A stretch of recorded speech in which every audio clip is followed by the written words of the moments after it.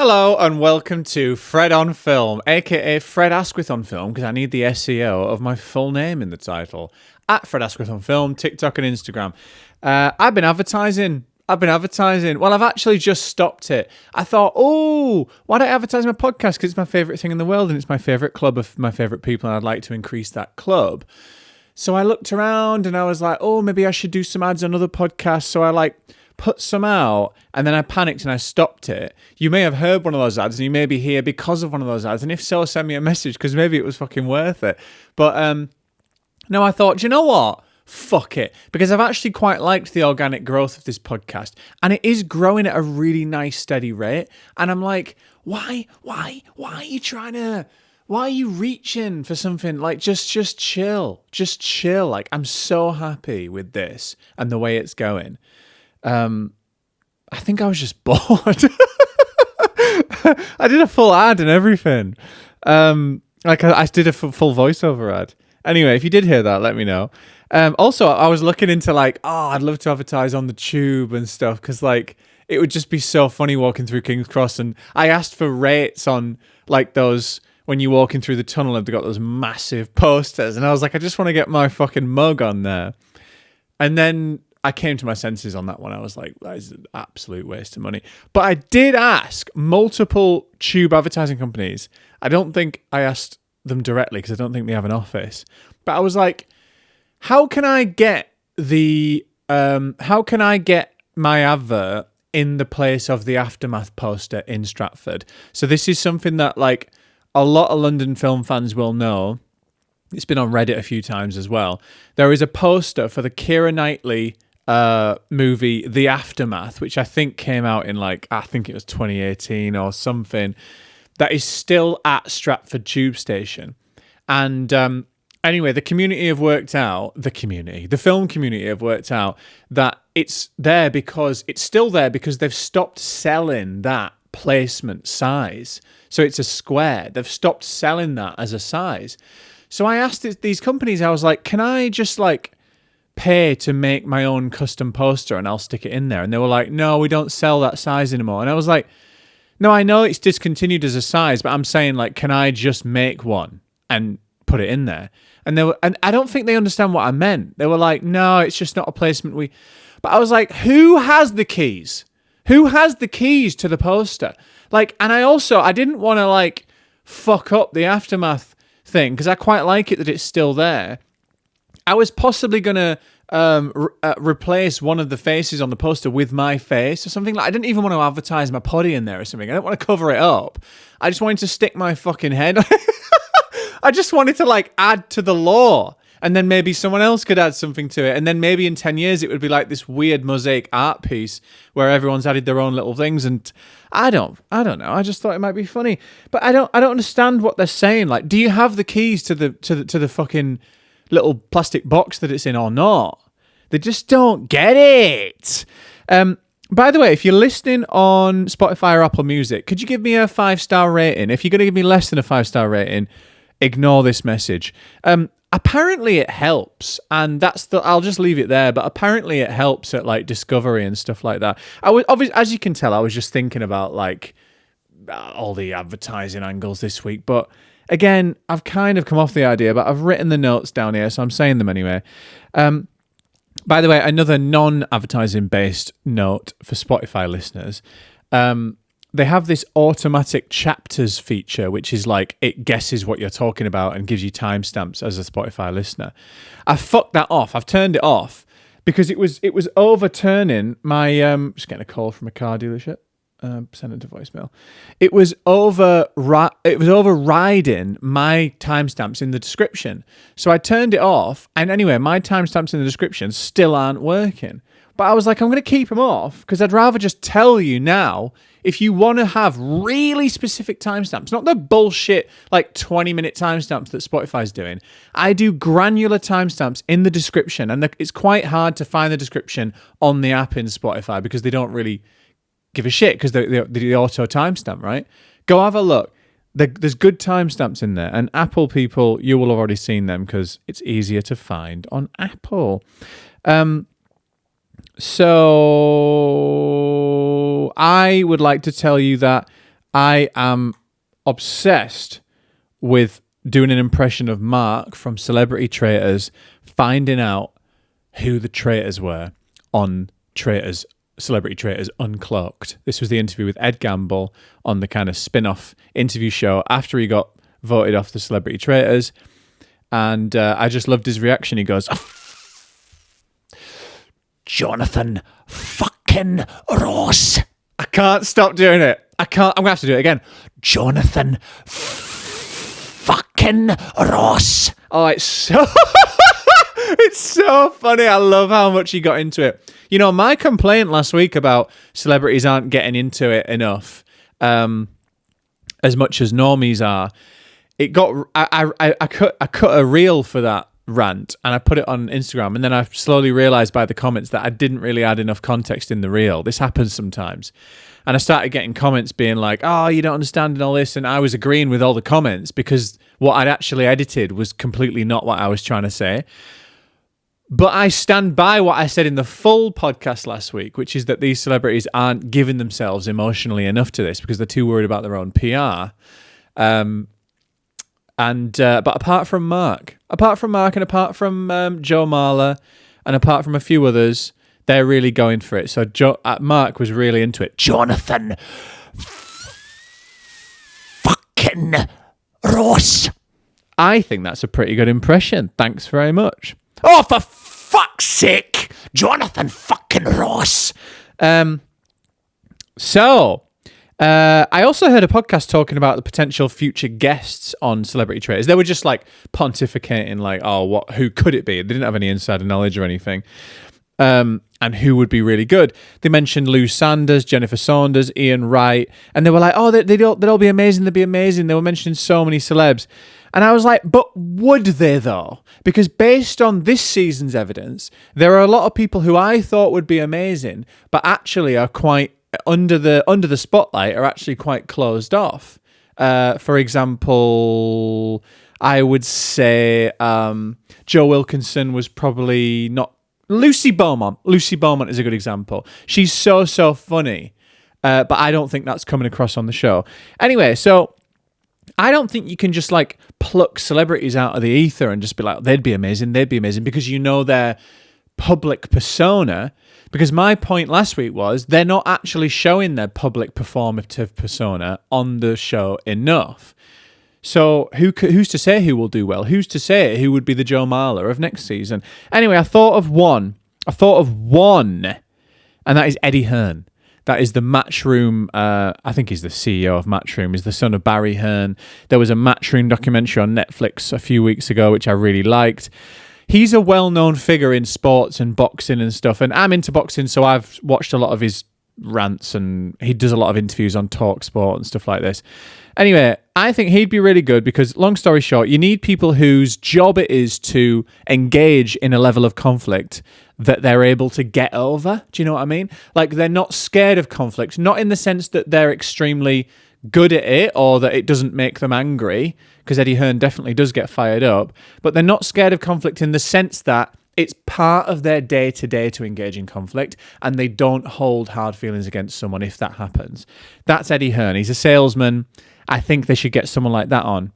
Anyway, in other news, Stranger Things' 2-hour series finale will play in movie theatres on December 31st. Fucking called it. I skipped ahead, nearly said December fucking 1st. December 31st. I fucking called it. Jonathan fucking called it. Okay. Let me do that again. Jonathan fucking called it. That was better. And Matt, the Stranger Things creator, Matt, I don't know who Matt is. People don't get to experience how much time and effort is spent on sound and picture because they're seeing it in reduced quality at home. More than that, it's about experiencing it at the same time with fans. Yeah, no shit. By the way, I haven't clarified what I called. I did a TikTok video about 9 months ago, so that I could keep the receipt. Okay, I wanted that video as a receipt. And that TikTok video was me saying, my prediction for the cinema industry is that upon the next crash of one of the totemic cinema brands in either the US or the UK, I think the flagship branches will be scooped up by a streaming giant. Most likely Netflix. Second likely probably Apple TV. I think Apple TV are, after F1 especially, the success of F1, probably most interested in the cinema experience. And they've won an Oscar already. I'd say in that order. Amazon... Amazon have got like hair salons and shit. I don't know. And they've obviously got the groceries. So they do like bricks and mortar. Would they get a cinema? I don't know. Anyway... And then I got some responses to that TikTok being like, well, they've actually already done it because Netflix have a cinema in fucking Los Angeles or something.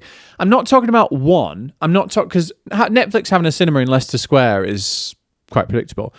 I'm talking... That probably almost certainly will happen. I'm talking about like 10 in major cities, right? So that they can, quote unquote, like wide release Netflix flagship programs or finales in cinemas. All this can account for Apple TV as well. That means that they control the production, distribution, and exhibition of whatever they're making, and therefore they take all the spoils. They don't have to split their cinema exhibition revenue with the cinema chains. And so, and it also means, in the case of this, as an example, they can exhibit one-off specials, TV episodes. Stranger Things finale is the best example. HBO would have done it with the Game of... Actually, did HBO do it with the Game of Thrones finale? I think they did, right? Anyway, they'll do it with finales, right? And then they can make money off people buying tickets for something that they've literally already subscribed to at home. That's a no-brainer for me. I just see it... And by the way, I think they could charge for people going to see episodes every single week, because this isn't going to be like I say, like 250 screens and they'll be half empty. This would be 10 flagship screens that will always be full every week for the episode of Stranger Things. Or I know they've released them in batches, so maybe another example, but you know what I mean? I just see that as happening. And so Matt, Stranger Things creator, yeah, well done, bro. You just invented cinemas. You just invented movies, mate. Oh, people don't get to experience how much time and effort is spent on sound and picture because they're seeing it in reduced quality at home. Yeah, no shit, mate. That's why we have cinemas. That's why we like cinemas. That's what's good about cinemas. I'm actually talking as if Matt is some kind of like antagonist to cinemas. He's not. I think he's actually going to try and get into movie making, because I think he signed on with Disney, I think it was, after Stranger Things is over. Or one of the big kind of cinema streaming conduit giants. But the way he's talking as if that's some kind of revelatory idea to, oh, do you know what? Let's show this in a place with high fidelity sound and picture, because then you'll really be able to experience it the way we made it. Yeah, no shit. It's so funny because like when this prestige TV era began, what was so good about it was that it felt fresh and exciting to see mid-budget stories told on the small screen in a way that suited the small screen. But inevitably, as that prestige began to build and the money funneled into TV because people realized how much money they can make out of it, the quality of production was always going to increase to the level of a cinematic release. And then you're going to start fucking making 2-hour fucking episodes like this Stranger Things finale, which is fucking ridiculous, because now you're making a film.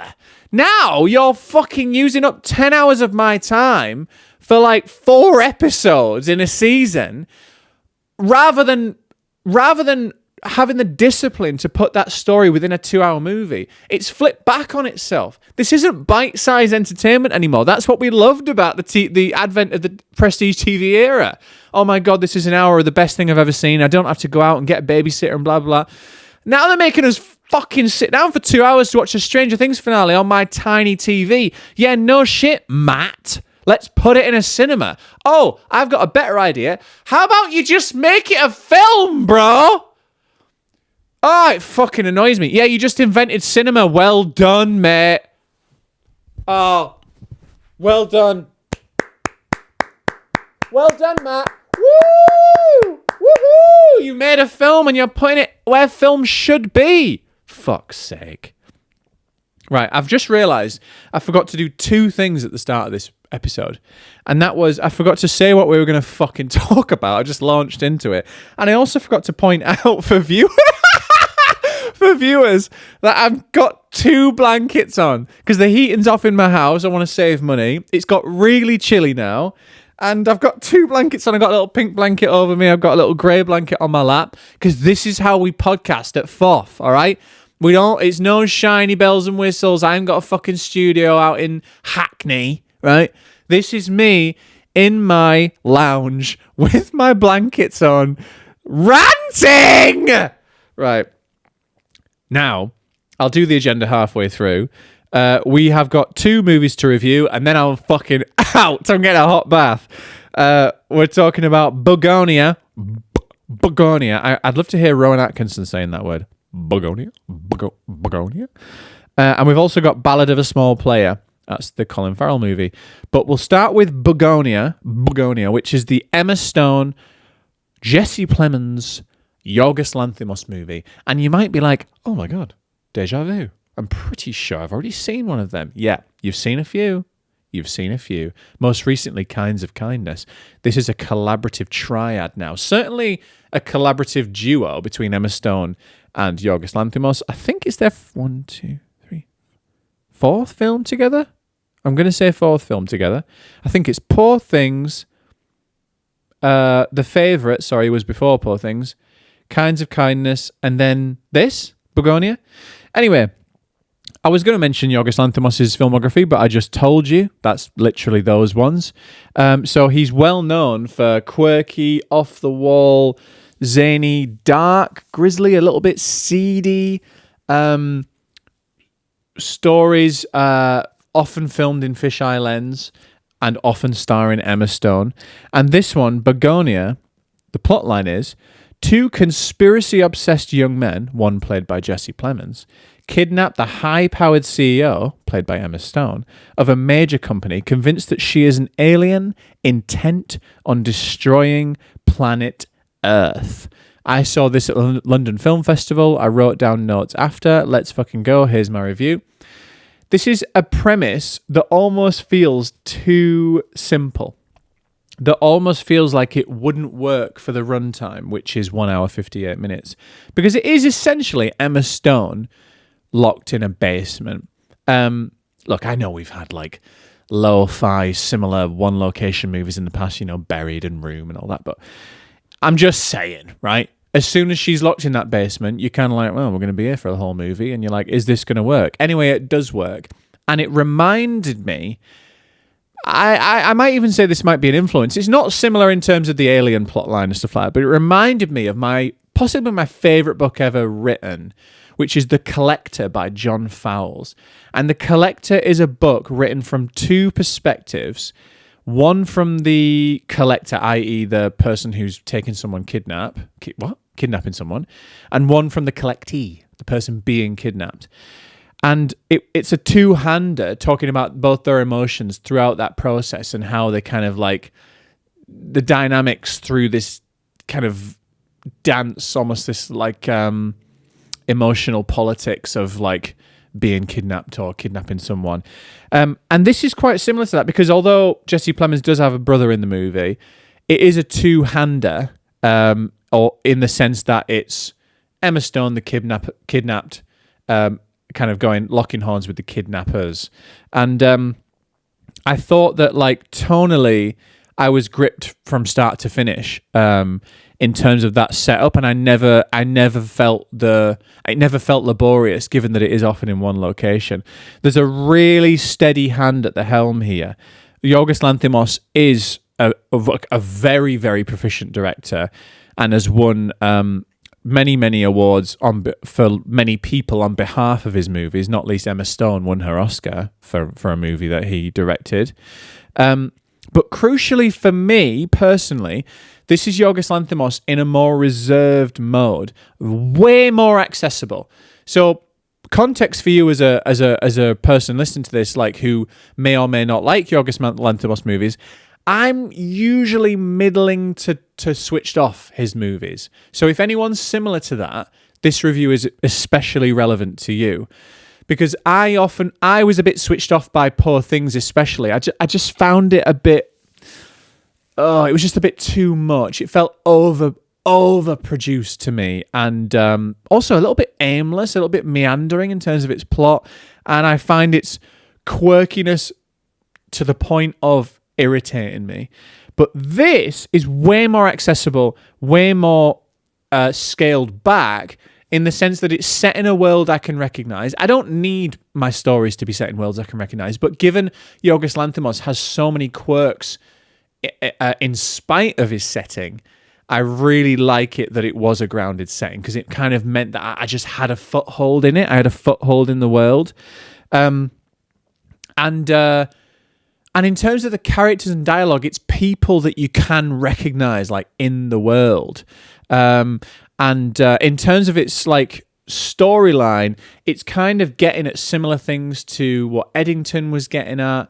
It's getting at that kind of like culture of what's the word, like, quote unquote, the fake news brigade, or the sort of like or like facts and the what's the word, like the nature of facts and truth in the modern news cycle, and it's about, literally, Jesse Plemons' character believes that Emma Stone is an alien based on like a lot of bullshit that he's absorbed off the internet and off his parents, and that's, you know, then an allegory on like how we consume media today. And I really liked it. It's my most liked Yorgos Lanthimos movie by quite a way. But you're not losing out on his stylistic quirks. You've still got the wide lens, not quite fisheye, but wide lens, low angle tracking shot, dolly shots, fucking Emma Stone, obviously. You've got all these things. If you like Yorgos Lanthimos, you will still like this. It's got him in it. But if you're not as keen on Yorgos Lanthimos like me, it's just way more enjoyable. None of the characters are necessarily redeemable in this movie, but again, it doesn't hinder it for me. Like, you do kind of, Emma Stone's CEO character is a little bit seedy and slimy, and Jesse Plemons' character is certainly seedy and slimy, but it kind of works. Like, in terms of, again, going back to Eddington, that was a similar setup in terms of like not many redeemable characters, but it didn't work because it felt just too bleak. I think there's enough fun in this. There's enough levity in this, like dark humor in this, that's really clicking, that makes it an enjoyable watch and not a bleak watch where you feel disenfranchised. So my final note is it's very watchable. So I give this movie 4 stars out of 5 on Letterboxd, which is one of my favourite films that I saw at the London Film Festival, and one that I didn't expect to like so much. And I don't want to go into the story or the plot more than I have, and I didn't mark it as spoilers for a reason, because I think it's a good one just to go in and not know too much. So go and enjoy Bugonia. Let me know what you think to it in the comments and DMs. And yes, I'm putting the Letterboxd links in the description as well if you want to follow me on there. So finally, I love a tight episode, you know. For new listeners, I vowed to never go over a 1-hour episode, and I still haven't, because I'm just fucking sick of it, of podcasts being like War and Peace. I'm sick of it. I'm sick of downloading a pod and it's saying like 2.5 hours. I'm like, I said this before, but like, I'm like, oh, well, shall I listen to this or shall I watch The Godfather? Like, so I keep it under an hour max, and usually we only go to an hour if it really warrants it. So that's if I'm ranting about Superman for 45 minutes, for example. So finally, this is Ballad of a Small Player. Oh, by the way, Bugonia is out in cinemas this week, the 30th of October. So that's why I'm reviewing it this week, even though I saw it earlier. Similarly, Ballad of a Small Player is out on Netflix on the 29th of October. I think there was a small cinema release, but it's not. It's really a Netflix movie. This is a Colin Farrell, let me read you the synopsis. When his past and his debts start to catch up with him, a high-stakes gambler, played by Colin Farrell, laying low in Macau, encounters a kindred spirit who might just hold the key to his salvation. So this is directed by Edward Berger, and Edward Berger is a Swiss and Austrian director who he's had some very good movies. Most recently, All Quiet on the Western Front, which was a German movie released on Netflix, and also Conclave, which went a long way to nearly winning Best Picture in 2024. One of my favourite movies of 2024. That's the Ralph Fiennes Papal movie. So this is Ballad of a Small Player, Colin Farrell. We're back on Netflix. This, again, is a very steady hand at the helm of a movie. I was really excited for this one. I think that Colin Farrell's got it in him to play a high-stakes gambler who's losing the fucking plot, and he does do very, very well. There's constant sweating. There's a lot of sweat. There is not one scene, obviously Macau's very humid, there's not one, but he's under pressure too. There's not one scene where Colin Farrell does not have a bead of sweat somewhere on him. Dripping down his eyebrow, down his nose, down his neck. His hair's slicked back with sweat. It's a very intense film to watch in that sense. And there's a slight spoilers on this movie. So if you are interested in watching it, maybe switch off now. This is the last thing I'm going to do in this episode. One thing that struck me at the start of this movie was that Colin Farrell was doing a British accent, I think it was. I watched this a couple of weeks ago, so I've actually forgotten if it was British initially. Might be a bit American. Anyway, by British, sorry, I mean English, because obviously he's Irish. He was doing a bad accent at the start, and I was like, oh, this is going to grate on me. Anyway, then it was a brilliant revelation. Like 20 minutes into the movie, it turns out that accent was fake, and his natural accent is actually his real persona, right? He's putting on a persona in the casinos with this fake accent, but it doesn't tell you that at the start of the movie. And I loved that because I was like, okay, I can forgive him for the fact that this accent fucking sucks. Tilda Swinton's also in a tiny role, really funny role. Not really the size of role she would normally take on, but as always, Tilda Swinton is brilliant. There's a lot of depictions of addiction in this, and primarily addiction to gambling. And I think that's an addiction that we haven't really seen depicted that often in films, to my memory. And I think it's really effectively depicted. I think that, I do think any form of addiction is an illness, and I'm fully in respect of that. But I definitely haven't had the chance to properly process and compute how gambling can be such an addiction. And this isn't a film about addiction in the sense that it's not trying to teach you lessons about addiction. That's just an element of the character that happens to be part of the story. But I did start to ruminate on it and be like, oh wow, I really get the sense of how tough this must be for someone who just can't fucking let go of the buzz of winning at the baccarat table or whatever. I found that really effective. And the storyline is lean, it's just kind of Colin Farrell's in loads of debt, and he goes on an emotional journey, but he also just goes on a journey of how the fuck can I get out of this debt? And I really found it appealing where the story went to. And it went to it in a way that felt efficient to me. And there are moments that are really high tension. There are moments where you really do care about the roll of a dice, and you do care about his well-being, and please don't go gamble anymore. But then you kind of want him to because he might get that big win. And to be honest, 1 hour 40 minutes whizzes by. However, I only gave this 3 stars on Letterboxd. It's funny because I didn't expect when I got talking about it to be so positive about it. I saw it a couple of weeks ago, but as it settled in my head, I think I do feel more positive than I expected. And it hasn't sat with me in the sense that I'm not stewing on it day in, day out. But now I'm talking about it, I do feel positive, and so 3 stars maybe feels low. It certainly wouldn't be a 4, but maybe I might bump that to a 3.5, because I think the afterglow of a movie and my potential to rewatch a movie is really important for me in terms of how I rate it. So I might bump that to 3.5. But anyway, at the very least, it's a 3, which is a solid recommendation. Give it a watch. I think the reason why, so this is what I wanted to come on to. The main reason why it's a 3 or a 3.5 for me is because it feels quite inconsequential, I think. I think it's quite hard to describe without seeing it, because now I'm kind of clicking onto the addiction side that I really enjoyed. it feels funny to say that it feels inconsequential, but it kind of does. Like, it kind of just ends, and I feel like the moral of the story isn't quite hammered home.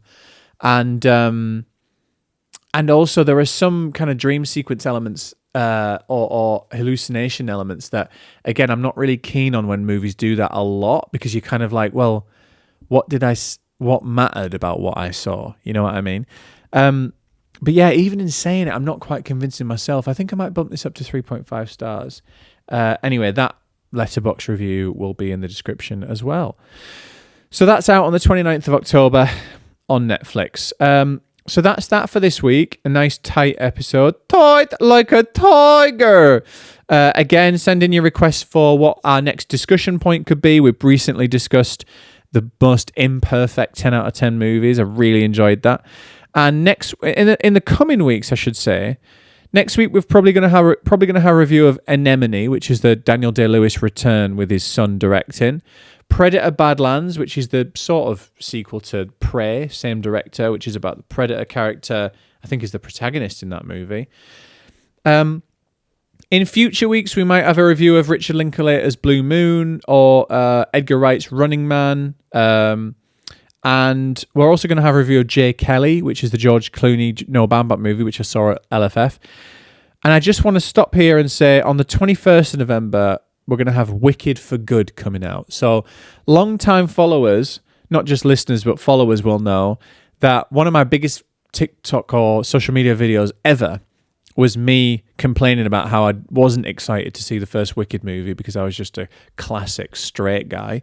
And then I went in and it cuts and I'm crying my fucking eyes out at the end of Wicked Part 1. And that was a completely authentic, not planned reaction, and I absolutely could not control my emotions in that moment. And Wicked remains one of my most treasured cinema experiences because I've never quite felt overwhelmed like it. I'm feeling emotional even thinking about it.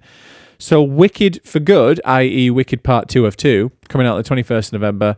We're going to have a review of that, and I'm excited to see that because I've never seen the show. I don't know what the second half is. I don't know if they've got any good tracks that I'll happen to know that I know when I heard them, because that happened a lot in the first film. And will they be able to scale the emotional heights that the first one did? Can you do that if you don't have the song Defying Gravity in it? Who knows? But anyway, that's coming down the pipe. Thanks again for listening to Fred on Film, at Fred Asquith on Film on TikTok and Instagram. Give me a follow, send me a message. I'll see you soon, guys.